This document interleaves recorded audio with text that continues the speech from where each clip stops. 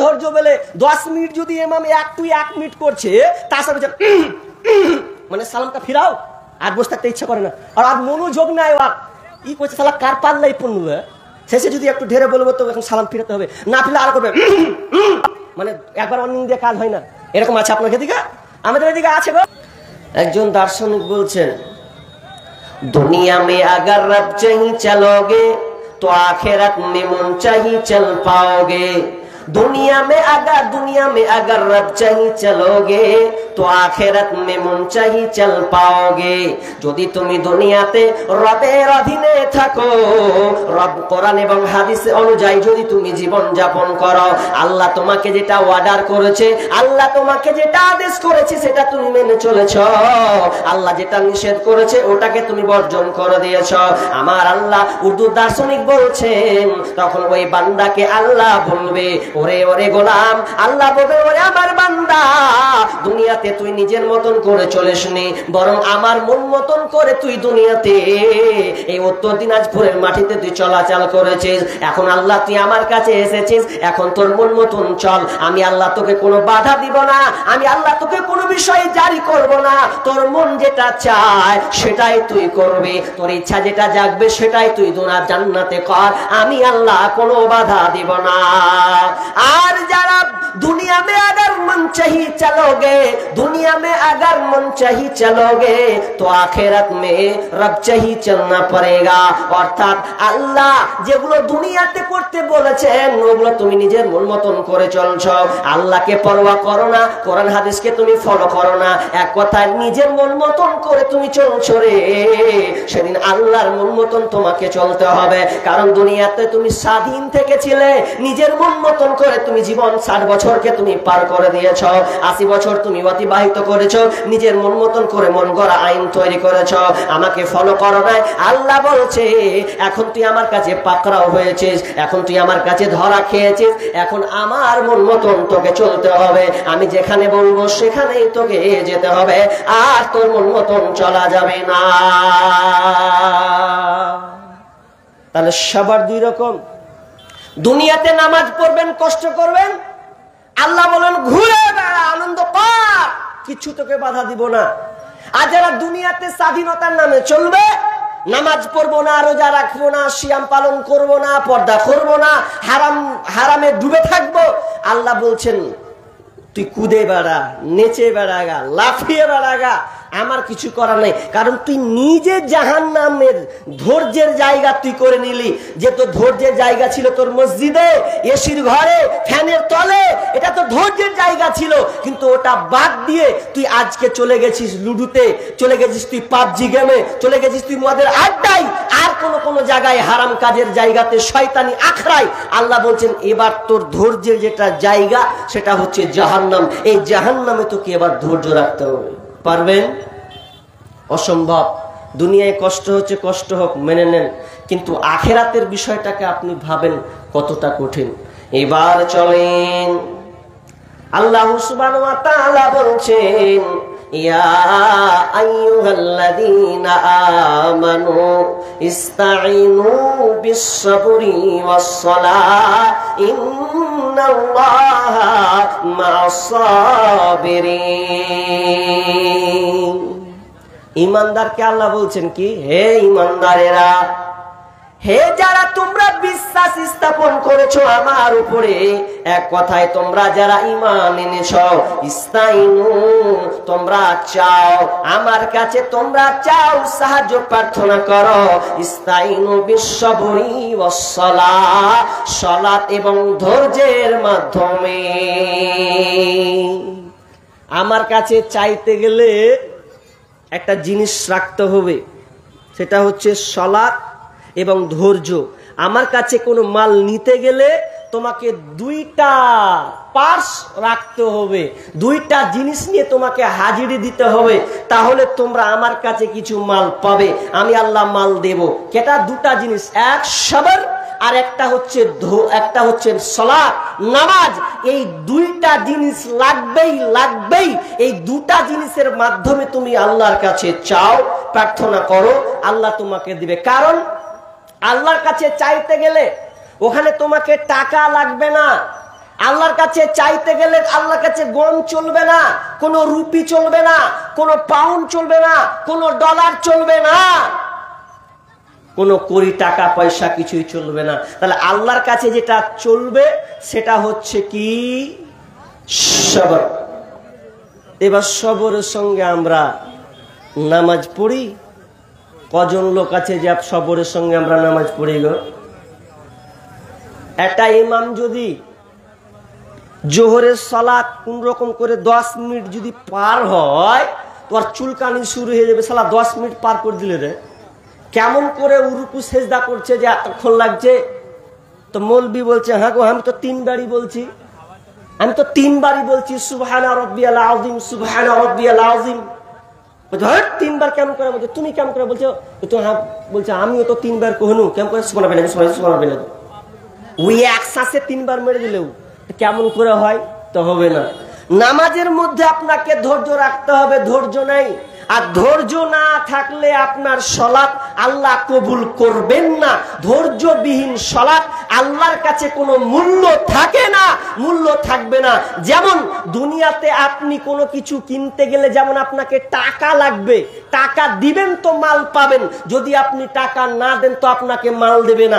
আগে সময় ছিল মানুষ বিনিময়ের উপরে বিনিময় করত, এই দিলাম সেই দাও, একটু ধান দিলাম তুমি আমাকে গম দাও, বিনিময় চলতো। কিন্তু এখন আর ওটা নাই। তোমার কাছে টাকা আছে মাল লাও, টাকা নাই তো তুমি মাল পাবে না, চলে যাও। তারপরে টাকার দুনিয়াতে কতটা দরকার? টাকার অবশ্যই দরকার আছে। টাকা ছাড়া কেউ আপনাকে ভালোবাসবে না, বাসবে গো? মানুষের একটা দেহ, একটা বডি আছে।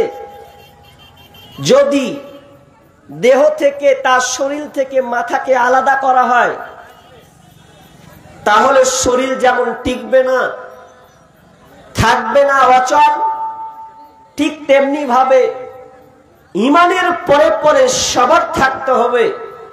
সবর ধৈর্য যদি না থাকে তাহলে ওই ইবাদতটাও অচল।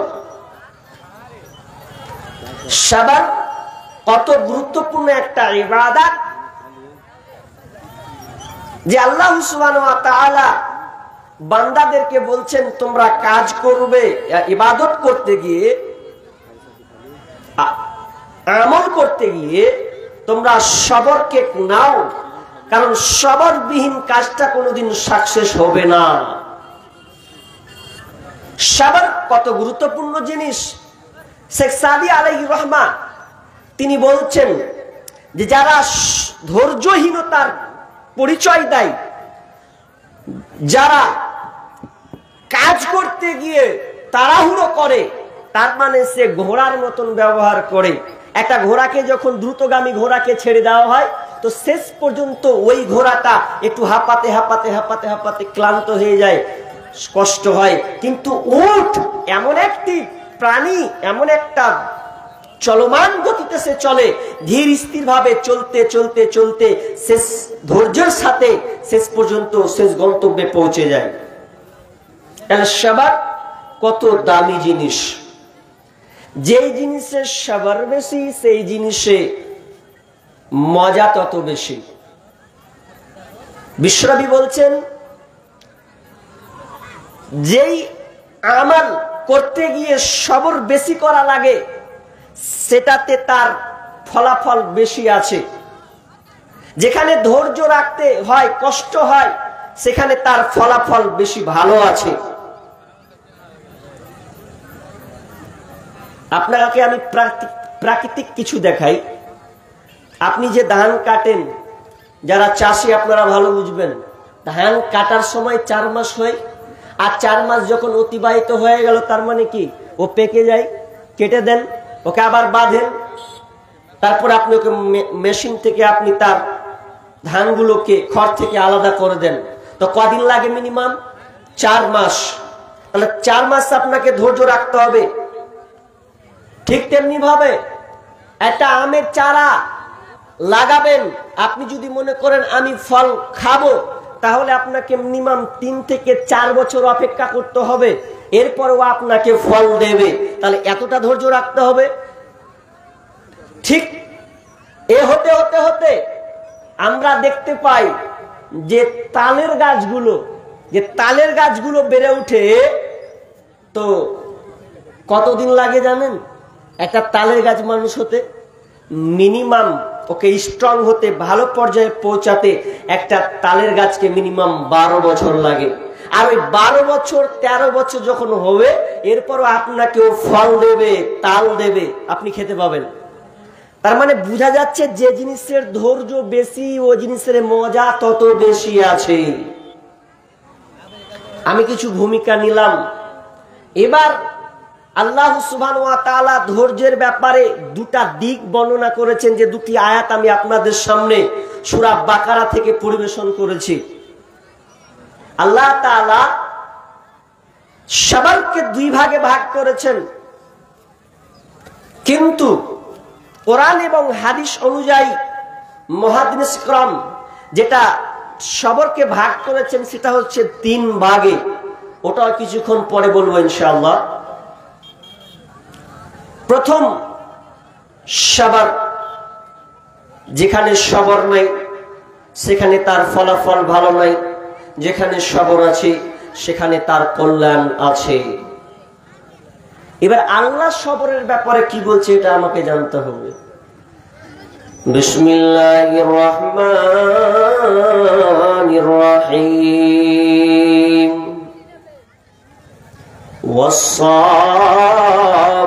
والصابرين في البأساء والضراء وحين البأس أولئك الذين صدقوا وأولئك هم المتقون। এটা একটা সবর। আর একটা সবর কি? বিসমিল্লাহির রহমানির রহিম। উলাইকাল্লাযীনা ইশতারাউ যালালাতা বিল হুদা ওয়াল আযাবা বিল মাগফিরাতি ফামা আসবারহুম আলান নার। এক নাম্বার, আল্লাহ সুবহানাহু ওয়া তাআলা কোরআনের সবরকে দুইটা ভাগে ভাগ করলেন। এক নম্বরে বললেন ওয়াস-সাবিরিনা ফিল বাসাই ওয়াদ-দাররাই ওয়া হিনাল বাস। আল্লাহ সুবহানাহু ওয়া তাআলা সবরের আলোচনা করলেন। একটা সবর, ওই সবরে ওই ধৈর্যের পূর্ণতা আছে, কামিয়াবি আছে। ওয়াস-সাবিরিনা, যারা সবর করে, ধৈর্য ধারণ করে, আর ওই সবর ধৈর্য ধারণে তার উপরে বিপদ আপদ মুসিবত আসে, বিপদ আসে, মুসিবত আসে, এবং সে কষ্টের সঙ্গে যুদ্ধ করে। আর এগুলো যখন তার উপরে যখন আসে, আর এগুলো আসার পর, আপনার বিপদ আপদ আসার পর যদি বান্দা ধৈর্য করে, ধৈর্য ধারণ করে, ওয়াস-সাবিরিনা ফিল বাসাই ওয়াদ-দাররাই ওয়া হিনাল বাস উলাইকাল্লাযীনা সাদাকু ওয়া উলাইকা হুমুল মুত্তাকুন। আল্লাহ বলছেন তাহলে ওই লোকেরা হলো সত্যবাদী, আর ওরাই হলো মুত্তাকি। অপরদিকে আল্লাহ বলছেন উলাইকাল্লাযীনা ইশতারাউ যালালাতা বিল হুদা ওয়াল আযাবা বিল মাগফিরাতি ফামা আসবারহুম আলান নার। আল্লাহ সুবহানাহু ওয়া তাআলা বলছেন যারা উলাইকাল্লাযীনা ইশতারাউ যালালাতা বিল হুদা, যারা আপনার হেদায়েতের পরিবর্তে, আপনার কিনা সঠিক রাস্তার পরিবর্তে যারা গুমরাহিতাকে বেছে নিল, পথভ্রষ্টতাকে যারা বেছে নিল, বেলাইনকে যারা বেছে নিল, এবং তারা মাগফিরাতের পরিবর্তে আযাবকে ক্রয় করে নিল, আযাবকে আপনার কিনা কিনে নিল, আল্লাহ বলছেন ফামা আসবারহুম আলান নার, তাদের ধৈর্যের জায়গা, তাদের ধৈর্যের জায়গা হলো জাহান্নাম। কথাটা একটু খুলে বললে বুঝতে পারবেন। কেমন? ধরলেন আপনার এখানে সব বসে আছেন, আপনাদের একজন এই গ্রামের একটা আলেম, মুলবি, ইমাম যেই বলেন, সে আপনাদেরকে নিয়ে বসেছে গ্রামটাকে ভালো করে একটা ভালো পর্যায়ে নিয়ে যাওয়ার জন্য। উদাহরণ দিচ্ছি আপনাকে, এবার সে ইমাম আপনাদেরকে জিজ্ঞাসা করছে, রে ভাই কে কে নামাজ পড়বে হাত তুলো আজ থেকে। তো সবাই হাত তুলছে না, কিছু কিছু যারা পড়ে ওরা তুলছে, বা হয়তো একটু ভালোবাসার খাতিরে কিছু লোক উঠিয়ে দিল, যাক আজ থেকে নামাজ পড়বো, হাত তুললো। 100টা লোকের মধ্যে 50 জনের হাত উঠলো যে নামাজ পড়বো। ইমাম বলছে নামাজ পড়বি, তো নামাজ পড়তে গেলে তো কষ্ট হবে, হোগা কষ্ট হলেও পড়বো। আচ্ছা তোমরা রোজা রাখবে? মা রাখবো না মানে, রোজা কি ছাড়া যায় না? তো রোজা রাখবে, এত গরম তাপে সহ্য করা যাবে? 42-43 ডিগ্রি তাপমাত্রা। বলছে না তাও রাখবো, অসুবিধা নেই, রোজা করবই। আচ্ছা মেয়েদেরকে বলছে, আচ্ছা তোমরা যে বেপর্দায় করছো আজ থেকে পর্দা করবে? তো বলছে হ্যাঁ পর্দা করবো না কেন, করতে বাধ্য, পর্দা করতে হবে, আজ থেকে পর্দা করব। একটা গ্রুপ 50 জন তারা বললেন যে নামাজ পড়বো কষ্ট হোক হোগা, রোজা রাখবো কষ্ট হবে হোগা, পর্দা রাখবে গরমে নিজেকে ঢেকে রাখবে এটা কষ্ট হবে, কষ্ট হোগা। মেয়েরা বলছে আমরা পর্দা করব, দেখা দরকার নাই, পর পুরুষকে দেখাবো না। এরা মেনে নিল। এবার কিছু দূর লোককে বলছে, হাজি তোমরা যে তুলনি তোমরা নামাজ পড়বে না? বুঝলেন না, হারা নামাজ পড়বো না। যে ভেজাল জি ভেজাল, মাঠে যাচ্ছি আসরে আসছি ভেজাল লাগছে, বন্ধু ডাকছে পড়া হয় না, ভেজাল, নামাজ হবে না। রোজা বলছে ওটা তো আরো রাখা যাবে না, পেটের যে ব্যথা, ডাক্তারে মানা করছে রোজা দিনে রোজা রাখতে, তো ওটা রাখা যাবে না। রাখবে না? না। আচ্ছা অন্তত মদ তো ছাড়বে? মদ ছাড়বো তো কেমন করে হবে, বন্ধু বান্ধব ডাকবে না তখন, মদটা তো আমাকে খেতে হবে, সপ্তাহে 2 দিন চলবে ওটা। আচ্ছা তাস খেলা ছাড়বে? বলছে না তাস খেলা তো আরো ছাড়তে পারবো না, ওটা তো আমার গুরুত্বপূর্ণ একটা গেমস গো, ওটা তো আমাকে খেলতে হবে। আচ্ছা পাবজি ছাড়া যাবে? বলছে ওটা আরো পারবো না, নিন হয় না ওর জ্বালাতে, ওটা আমাকে খেলতেই হবে। একগুলো লোক বললো মেনে নিলাম, আমরা নামাজ পড়বো, রোজা রাখবো, আমরা মেয়েরা পর্দার সঙ্গে চলবো রে। এটা আমরা যতই কষ্ট হোক না কেন, যতই আমাদের উপরে বিপদ আসুক না কেন, নামাজকে ছাড়বো না, রোজাকে ছাড়বো না, পর্দা করা কোনোদিন ছাড়বো না। সবাই এগুলোকে অ্যাকসেপ্ট করে নিল। তার মানে হাজার কষ্ট হবে হোক, আল্লাহ বলছেন যারা কষ্টের সঙ্গে সালাত আদায় করে, কষ্টের সঙ্গে সিয়াম পালন করে, কষ্টের সঙ্গে পর্দায় থাকে, আর আপনার কিনা হালাল ইনকাম সে করে হাজার কষ্টের মধ্যে, আল্লাহ বলছেন ওরাই হচ্ছে আপনার ধৈর্যশীল, ওরাই সত্যবাদী, ওরাই হচ্ছে মুত্তাকি। আর এগুলো গুণ কাদের থাকবে? যারা দুনিয়াতে কষ্ট করে ধৈর্য ধারণ করবে। নাম্বার 2 নম্বর গ্রুপ যারা, তারা বলছে নামাজ রোজা পড়তে পারবো না, জুয়া ছাড়তে পারবো না। কিছু মেয়ে বলছে স্টাইল মার্কা না চললে চলবে না,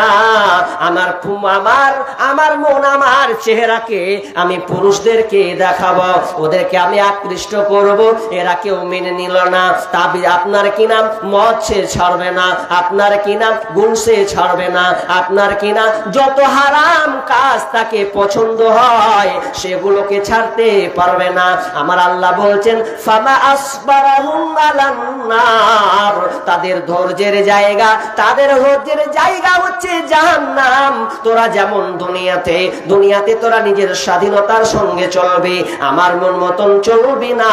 তার মানে তোরা নিজেরা জাহান্নামকে ক্রয় করনে, আর তোদের ধৈর্যের জায়গা হচ্ছে জাহান্নাম। টাকা আছে আপনার মূল্য আছে, টাকা আছে আপনার মূল্য দেবে।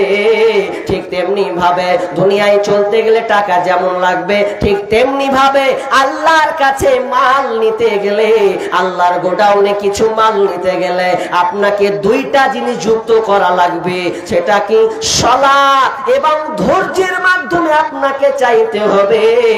আল্লাহ সুবহানাহু ওয়া তাআলা ওটাই বলছেন, ইস্তাইনু বিস-সাবরি ওয়াস-সালাহ ইন্নাল্লাহা মা'আস-সাবিরিন। নিশ্চয় আল্লাহ ধৈর্যশীলদের মধ্যে রয়েছে। যারা সবর করে ধৈর্য ধারণ করে সলাতে থাকে আল্লাহ তাআলা তাদের সঙ্গে থাকেন। কিন্তু আমরা হতভাগা মুসলমান, নামাজ পড়ার সময় আমরা তাড়াহুড়া করে ওকে আর পাওয়া যায় না, কিন্তু ওকে মদের আড্ডায়, ওকে আপনার কিনা চায়ের আড্ডায়, আপনার বিভিন্ন জায়গায় ওকে ঘন্টার পর ঘন্টা দেখা যাবে। ধৈর্য কোনখানে আছে? ও ধৈর্য আছে আইপিএল খেলার মাধ্যমে, ও ঘন্টাকে ঘন্টা পার করে ধৈর্য দেখায়। আপনার ধৈর্য কোথায় আছে? তো আপনার কিনা ফুটবল ময়দানে। ধৈর্য কোথায় আছে? যেখানে মারামারি হয়। ধৈর্য কোনখানে আছে? যেখানে আপনার কিটা কাটাকাটি হানাহানি হয়। ধৈর্য কোথায় আছে? যেখানে আপনার পরলোক চর্চা করা হয়, গীবত করা হয়, সেখানে তার ধৈর্য আছে। কিন্তু নামাজ যে তাকে ধৈর্য রাখতে হবে, ধৈর্যের সঙ্গে সালাতটা আদায় করতে হবে, এ ধ্যান ধারণা তার নাই। আমার আল্লাহ বলছেন আমি ওদের সঙ্গে রয়েছি রে, যারা ধৈর্যের সঙ্গে সালাত আদায় করে। হযরতে উমর রাদিয়াল্লাহু তাআলা আনহু তিনি যখন খলিফা ছিলেন, শেষ মুহূর্তে 18 বর্গ মাইলের একজন খলিফা আমিরুল মুমিনিন ওমর রাদিয়াল্লাহু তাআলা আনহু, তিনি একদিন শেষ মুহূর্তে নামাজ পড়ে তিনি আপনার সেজদায় গেছেন। সেজদা যাওয়ার সময় এক কাফের বেঈমান এসে আপনার কিনা বল্লম মেরে দিল। বল্লম যখন মেরে দেওয়া, বল্লম যেমনি মেরেছেন, আপনার আমিরুল মুমিনিন উমর আপনার কিনা সেজদারত অবস্থায় আছে, পিছন থেকে টার্গেট করে আবার উমর রাদিয়াল্লাহু তাআলা আনহুর পিছন থেকে যখন বল্লম মারা হলো, আর বল্লম মারার পর তখন তিনি বেহুশ হয়ে গেলেন, হুঁশটা তার হারিয়ে গেল, রক্ত আপনার গলগল গলগল করে এমন ভাবে বন্যা বয়ে গেল, চারদিকে রক্ত আর রক্ত, আর সলাত অবস্থায় তিনি বেহুশ হয়ে গেলেন, পুরোটা অজ্ঞান হয়ে গেলেন, আর তার হুঁশ নাই। কিছুক্ষণ পর আমিরুল মুমিনিন উমর রাদিয়াল্লাহু তাআলা আনহু যখন আপনার কিনা হুঁশ ফিরেছে, জ্ঞান ফিরেছে, বেহুশতে হুঁশ ফিরেছে, তখন তিনি প্রথমেই একটা জবান দিয়ে একটা কথা বললেন, ও আমার সাহাবীরা, ও আমার সঙ্গী সাথীরা, বলো বলো বলো, আমি যে নামাজটা পড়ছিলাম ওই নামাজটা আবার কমপ্লিট হয়েছিল কিনা? আমি যে নামাজ অবস্থায় ছিলাম আমার নামাজটা পূর্ণ মুকাম্মাল করতে পেরেছি কিনা বলো। সাহাবীরা বলছেন, আমিরুল মুমিনিন আপনি নামাজ পড়ছিলেন কিন্তু আপনার নামাজটা কমপ্লিট হয়নি, বরং আপনি আরো এক রাকাত আপনার বাকি থেকে গেছে। আপনি এক রাকাত পড়লে আপনার নামাজটা কমপ্লিট হবে, পূর্ণ হবে। কিন্তু দেখেন, একজন নেতা, একজন খলিফা, একজন প্রেসিডেন্ট, তিনি প্রথমে হুঁশ ফিরল তো সালাতের কথা শুরু করলো। তিনি তো বলতে পারতেন, এরে আমার সঙ্গী সাথীরা, কে আমাকে বলল মারলো, বলো তাকে ধরতে পেরেছো কিনা, কি তার হালাত, কে এসে কোথাকার, ওকে ধরতে পেরেছো কিনা, ওর শাস্তি উপযুক্ত হলো কিনা, তোমরা এটা বলো। আমিরুল মুমিনিন এটা না বলে তিনি প্রথমে বলছেন, বলো বলো আমার নামাজটা কমপ্লিট হয়েছিল কিনা, আমার সালাতটা হয়েছিল কিনা। সাহাবীরা বললেন, আপনার এক রাকাত নামাজ আপনার ছুটে আছে। আমিরুল মুমিনিন বলছেন, ওরে আমার সঙ্গী সাথীরা, আমার জন্য তাড়াতাড়ি করে তোমরা পানি নিয়ে আসো। আমি পানি নিয়ে এসে আমিরুল মুমিনিন তাড়াতাড়ি করে উজু করে এক রাকাত নামাজকে তিনি পূর্ণ করলেন। তারা নামাজের প্রতি কত অটল অবিচল ছিলেন, নামাজে তারা কত পাবন ছিলেন, যে নামাজ মরছে, মারা যাচ্ছে, তো নামাজ পূর্ণ হয়েছে কিনা। আরে এর পেছন থেকে ভরে দেওয়া মানে কি, রক্ত ফোয়ারা চলছে, খাবার খেলে আর যাবে না, বের হয়ে পেট দিয়ে বেরিয়ে চলে যাবে, এই সময় বলছে যে আমার নামাজটা কমপ্লিট হলো। তারা দেখেন, তাদের ধৈর্য দেখেন। আর আমাদের ধৈর্য বলে 10 মিনিট যদি ইমাম 1 মিনিট করছে, তাছাড়া মানে সালামটা ফিরাও, আর বসে থাকতে ইচ্ছা করে না, আর মনোযোগ নাই, আর ই করছে সালা কার পাল্লাই পণ্য। শেষে যদি একটু ঢেরে বলবো তো এখন সালাম ফিরাতে হবে, না ফিরলে আর করবে, মানে একবার অর্নিং দিয়ে কাজ হয় না। এরকম আছে আপনার এদিকে, আমাদের এদিকে আছে গো। নামাজ পড়তে পড়তে ও খুকারি মারবে যে সালামটা ফিরাও, ও ভাবছে যে মুলিশে মনে হয় ভুলে গেছে, লাগছে ভুলে গেছে, তো একটা খুঁকুড়ি দিয়ে তাহলে স্মরণ হবে। মানে নামাজ সালাতটাকে ঠিক মতন পড়ার একটা কৌশল, ওখানেও শয়তান হাজির হয়ে গেছে গো। তো নামাজ ওইভাবে পড়লে হবে না। তো আল্লাহ বলছেন তোমরা আমার কাছে চাইবে, ধৈর্যের সঙ্গে তোমরা আমার কাছে চাও, নামাজটাকে ধৈর্যের সঙ্গে তোমরা আদায় করো, তাহলে আমি আল্লাহ আমার কাছে যে ধনভাণ্ডার মাল আছে, আমি আল্লাহ তুমি যেটা চাইবে আমি আল্লাহ ওটাই তোমাকে ফিরিয়ে দেব। আল্লাহ বলছেন, বিষ্ণু বলছেন, যদি তোমরা আল্লাহর কাছে ফিতা পর্যন্ত চাওয়ার প্রয়োজন হয়, তুমি আল্লাহর কাছে ফিতাটাও চাও, আরে তোমার লবণের দরকার আছে, লবণটাও তুমি আল্লাহর কাছে চাও, কিন্তু চাইলে তো তোমাকে ধৈর্যের সঙ্গে চাইতে হবে। তাহলে আল্লাহ কাদের সঙ্গে থাকবে? যারা ধৈর্যশীল তাদের সঙ্গে থাকবে। এবার চলেন আমি পরস্পর আয়াতটা তর্জমা করে ব্যাখ্যা করি। প্রথমে আল্লাহ এখানে সবরের কথা আনলেন। এবার আমার প্রশ্ন, সবরের কথা বলতে বলতে বলতে বলতে এক শ্রেণীর কথা আল্লাহ স্মরণ করিয়ে দিয়েছেন। ওরে আমার পৃথিবীর ইমানদারেরা, তোমরা শোনো শোনো, তোমরা একটা নজর দাও। আমি আলোচনা করছি মিডিলে তোমাকে একটা কথা স্মরণ করিয়ে দেওয়ার জন্য। তুমি যদি ধৈর্য না রাখতে পারো রে, তাহলে তুমি তাদের কথাটাকে একটু অনুসরণ করো। তারা কেমন সাহাবীরা কেমন ধৈর্য ধারণ করেছে, তারা কেমন কষ্ট করেছে, এটা তোমরা একটু নজর দাও, তাহলে তোমরা নিজেকে বুঝতে পারবে। আমার আল্লাহ বলছেন, ওয়ালা নাবলুওয়ান্নাকুম বিশাইইম মিনাল খাউফি ওয়াল জু। আল্লাহ তাআলা বলছেন, ওয়ালা তাকতুলু লিমান ইউকতালু ফি সাবিলিল্লাহি আমওয়াত বাল আহইয়াউ ওয়ালাকিন লা তাশউরুন। আল্লাহ বলছেন, ওয়ালা তাকুলু লিমান ইউকতালু ফি সাবিলিল্লাহি আমওয়াত। খবরদার খবরদার, ওদেরকে তোমরা মারা গেছে, নিহত হয়েছে, এই কথা তোমরা বলো না। যারা আল্লাহর জন্য শহীদ হয়েছে, যারা আল্লাহর জন্য প্রাণ দিয়েছে, ওদেরকে তোমরা খবরদার মৃত বলবে না। ওদের একটা নাম দিয়েছি, ওই নামটা তোমরা বলবে, সেটার নাম হচ্ছে শহীদ। যারা আল্লাহর জন্য কাজ করে মারা গিয়েছে, লড়াই করেছে, সংগ্রাম করেছে, তার জীবনটাকে বিলিয়ে দিয়েছে আল্লাহর জন্য, খবরদার ওদেরকে তোমরা মৃত্যু হয়েছে, মরে গেছে, নিহত হয়েছে, এই কথা তোমরা বলো না, বরং তাদেরকে বলো ওরা জীবিত, ওরা শহীদ, ওরা জীবিত আছে। কিন্তু তোমরা ওটা বুঝতে পারবে না, ওটা আমি আল্লাহ আমার কন্ট্রোলে, ওটা আমার গায়েবী মদতে ওটা আমার কাছে আছে, কিন্তু ওটা তোমরা বুঝতে পারবে না। আল্লাহ কেন বললেন? শহীদের কথা বলার কি প্রয়োজন ছিল গো? সরাসরি আল্লাহ বলতেন ওয়ালা নাবলুওয়ান্নাকুম বিশাইইন মিনাল খাউফ বলতে পারতেন, তো ওটা না বলে প্রথমে বলছে ওয়ালা তাকুলু লিমান ইউকতালু ফি সাবিলিল্লাহি আমওয়াত। আগে তোমরা শহীদ যারা হয়েছে, তার মানে ওরা যে শহীদ হয়েছে ওদের যে কত ধৈর্য আছে, এই জিনিসটা তুমি আগে দেখো, শিখো, ইতিহাস জানো, ধৈর্যের ব্যাপারে তুমি জ্ঞান রাখো, তাহলে তুমি পাস হতে পারবে। তারা কত দিনের জন্য ধৈর্য ধারণ করেছে। অনেক সাহাবীর নাম বলা যাবে,